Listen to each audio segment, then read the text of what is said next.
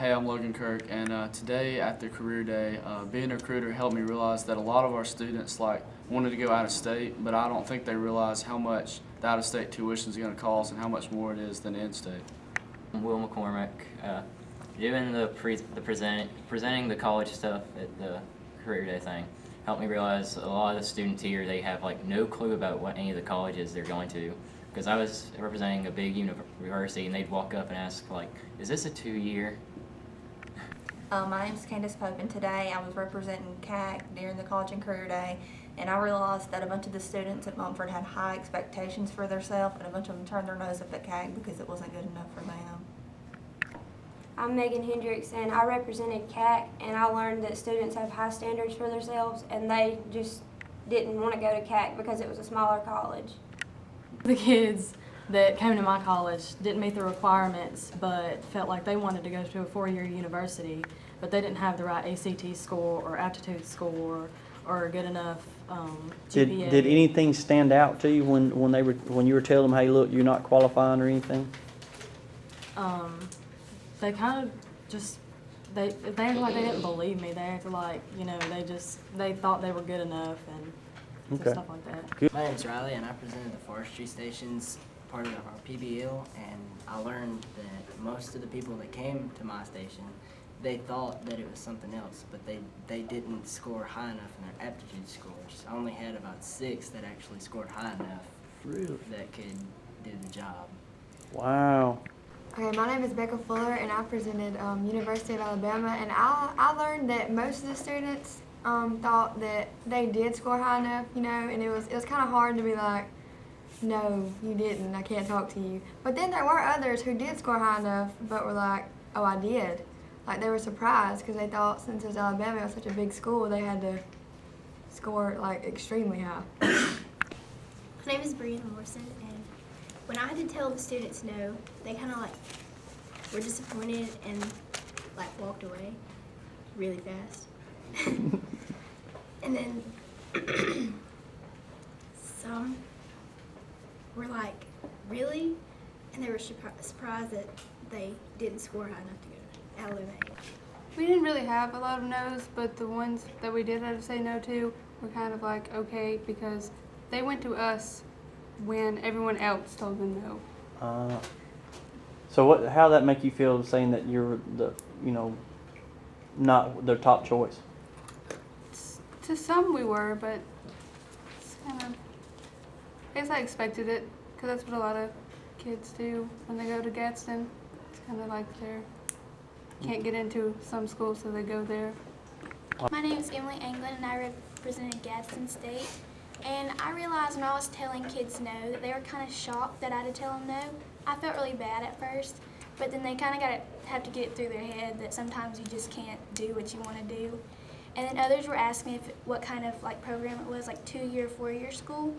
And most of them were wanting to go to technician or medical. And when they were asking, a lot of them were interested at first, but a lot of them couldn't go. But then there were more than I thought that could go that, you know, wouldn't look like they could. I'm Jessica Daly, and I represented the University of South Alabama. And I learned that most students didn't really know a lot about South Alabama. They didn't really know that it was a big medical school or anything like that. But when we told them that, then they got a lot more interested than they were to begin with, especially when we added in the part about it being close to the beach. My name is Morgan Erdman, and I was representing Samford University, and a lot of students didn't realize that it's a private university, and so it costs a whole lot more. And so when I told them about the tuition, they were like, really, is that for 1 year? And so it was kind of like a shock and an eye-opener for them. All right, here we go. I'm ready. I'm Lee Baszler, and I represented Supercuts, and I learned that not many people want to do it, and so I didn't have to tell anyone no, but I didn't have that many students, and the score was only 75, so. Okay, go. My name is Cassidy Bentley, and I represented UAB. And we had a lot of students that were interested and they wanted to go into the medical field, but then when they came back, they couldn't.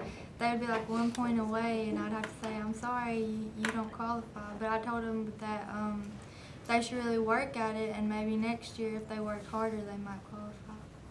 My name is Mariah Patton, and I represent the University of Alabama. And it became reality to me when I began to hear them explain their GPAs and how they were telling me, oh, well, you know, a B brought me down and all that. And I was telling them that that really affects you. Like, you may think, oh, it's just a small B, or it's just a small C, but when you become a senior, it's too late because that B is what affected your GPA and made you lose your 4.0. Good. Hi, my name is Elena Chapman, and I represented Troy University. And I think that when I had to tell some students no to them going to the college, that it did give me, myself, and them a sense of reality of what to expect in the real world. And it helps us better to prepare for college and for the future, because the real world isn't going to sugarcoat things for us. They're going to tell us exactly what it looks like and exactly what it is. So I'm Austin Willeman, and I represented JSU, and there were actually very few people who didn't qualify, but there were also a lot less that came to our booth as opposed to, say, Auburn or Alabama, because I think a lot of people look down on supposedly second-tier universities like Jacksonville, and they don't consider it a valid option, but they offer so many merit scholarships with starting at 22 on the ACT as opposed to Auburn. You don't even get to start until 28, and that's still, you have to work for that. Okay, so I am Dean Ponder, and I represented the Community College of Southern Union. And most of the kids that came, whenever I told them that it was a community college, they were like, oh, it's just a community college, I'm not going to go to that. But when I told them that they could go and get their GPA up and then transfer to a bigger university, they decided that that might be a better idea and that it was cheaper to get their basics there. And it might help them out, get scholarships, stuff like that. Good. Okay. Hi, my name is James McKinney, and I represented Alabama A&M. And something that I noticed was that a lot of students sort of passed us by or not even considered to visit us because we were an agriculture and mechanical school.